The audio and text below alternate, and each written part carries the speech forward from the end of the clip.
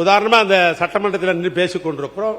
நீங்கள் முதலாக எங்கள் சட்டமன்ற உறுப்பினராக வந்த காலத்திலையும் சரி, அவை முன்னவர் இருக்கிறார் என்னுடைய நண்பர், அவை நண்பர், அவரு வந்த போதும் சரி, எங்களுடைய முதலமைச்சராக இருந்து சிறப்பாக பணியாற்றிய என்ன அண்ணன் ஓபிஎஸ் காலத்திலும் சரி, இதில் பார்த்தீங்கன்னா ஒரு 5 அடி பெரிய டேபிள் போட்டிருக்கும். 5 அடி பெரிய டேபிள், 2 பக்கம் நம்ம உட்காந்துக்குவோம், 2 பக்கம் உட்காந்துக்குவோம். பிரச்சனை பெருசாகும் போது ஒருத்தர் கையை பிடிச்சி எடுத்துக்கிற அளவுக்கு அந்த சட்டமன்றத்தில் ஒரு காலத்தில் நடைபெற்ற வரலாறுலாம் உண்டு.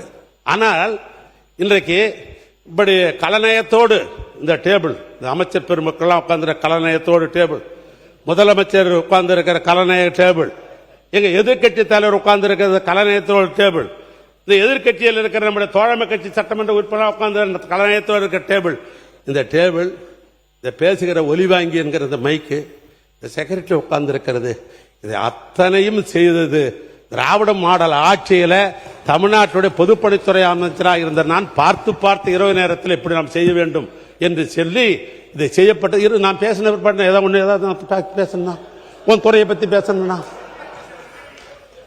பேச கடைசியா பேச ஏன் டைம் எடுத்துக்க. அதனால இவைகள்லாம் நம்ம செய்ய வேண்டும் என்று சொன்னா அரசு அதிகாரிகள் நமக்கு ஒத்துழைக்கணும். நாம் அரசாங்கம் ஒரு திட்டம் போடுகிறோம் என்று சொன்னால் அந்த திட்டம் மக்களுக்கு போய் சேர வேண்டும் என்று சொன்னால் அது அரசு அலுவலர் கையில் தான் இருக்கிறது. அதனால் சொல்லுகிறேன், உங்க அலுவலர் எங்க அலுவலர் கிடையாது.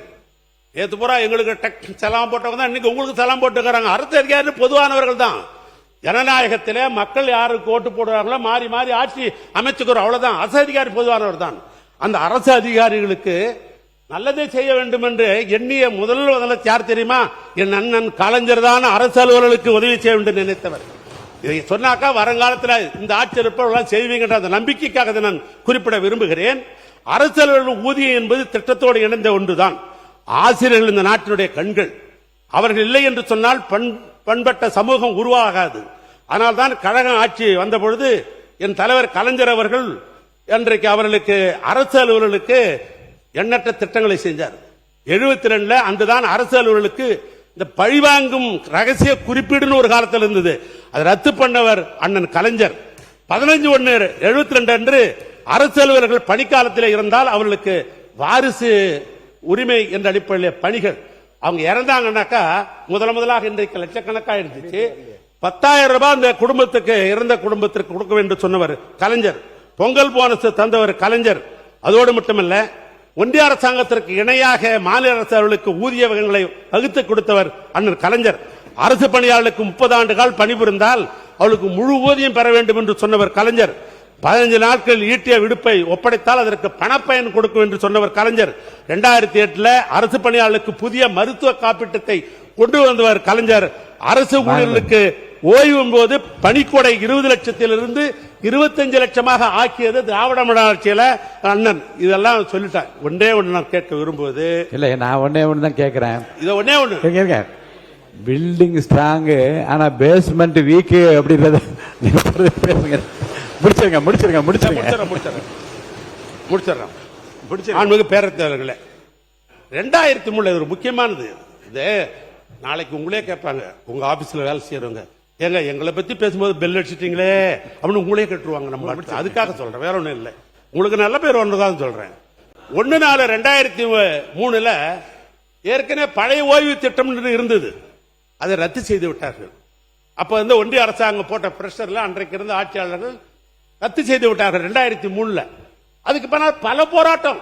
2003 இருந்து 2026 வரைக்கும் நீங்க எல்லாம் பத்திரிகையில பார்த்திருப்பீங்க, தொலைக்காட்சியில பார்த்திருப்பீங்க, சென்னையே பார்த்தா பல போராட்டங்கள். உறுப்பினருங்க மானிய கோரிக்கைகளை தாண்டி நீங்க பேசுகிற போது குறுக்கீடுகளும் அவங்க கிளாரிபிகேஷன் கேட்டா இன்னும் காலதாமதமாகும். உங்களுடைய நீங்க விரைவா முடிச்சிருங்க. அனுமதி தரேன் உட்காருங்க. முடிங்க. அதாவது 2003 இருந்து பெரிய போராட்டம் இருந்தது. இப்ப உடனே அரசு அதிகாரிகள் எல்லாம் பார்த்து முதலமைச்சரை பார்த்து கேட்டார்கள்.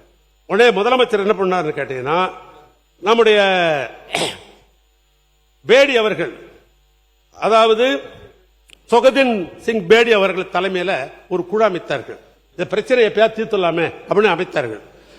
அவரு ஒரு 3 மாத காலம் எடுத்துக்கொண்டார். அவர் ரிப்போர்ட் கொடுத்தாங்க. முதலமைச்சர் என்ன பண்ணார், அரசு அதிகாரியும் இந்த ரிப்போர்ட்டையும் சரி பண்ணுங்க.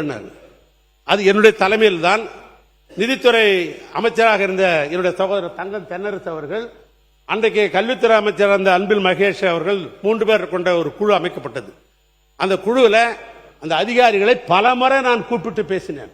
அதனுடைய விளைவாக கடைசியாக என்ன ஒத்துக்கொண்டார்கள் என்று சொன்னால், உறுதியளிக்கப்பட்ட ஓய்வு திட்டத்தை நாங்கள் ஏற்றுக்கொள்ளுகிறோம் என்ற ஒரு நிலை வந்தது. உறுதியளிக்கப்பட்ட ஓய்வு திட்டத்தை நாங்கள் ஏற்றுக்கொள்ளுகிறோம் என்ற ஒரு நிலை வந்தது. அப்பொழுது அவர்கள் பேசியதுன்னா, கடைசியாக நாங்கள் ஓய்வு பெறுகிற பொழுது என்ன சம்பளமோ அது 50% ஓய்வூதியமாக தர வேண்டும்.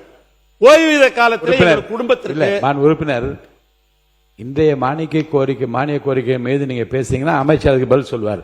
நீங்க பொதுவாக மற்ற விஷயங்களை பற்றி எல்லாம் அந்தந்த மானிய கோரிக்கை வரும்போது நீங்க பேசுமே தவிர இப்போது இருங்க, இதுக்கு இப்ப நீங்க சொல்றதுக்கு வந்து இருங்க, இதை பற்றி பதில் சொல்லுவேன். முன்னாள் ஆட்சி பொறுப்பில் இருந்த தளவாய் சுந்தரம் நானும் பேசுறேன்னு சொல்றாரு. அதே மாதிரி இங்க இருக்கக்கூடிய அமைச்சர் இதுக்கு இந்த கேள்விக்கு இப்போது பதில் சொல்ல ஆரம்பித்தால் இந்த மானிய கோரிக்கை எப்போது முடியும்?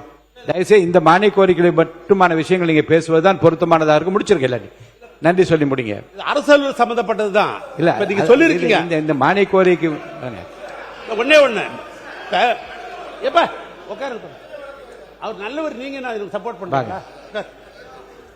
மாண்புமிகு பேரவைத் தலைவர்களே, அந்த ஓய்வூதியம் என்ற 2000 அந்த குழு கொடுத்த சொன்னாதான் நீங்க அதுக்கு வந்து நீங்க எழுப்புற இந்த பிரச்சனை எவ்வளவு சென்சிட்டிவ் உங்களுக்கு நல்லா தெரியும், எவ்வளவு அவசியமான தெரியுங்க.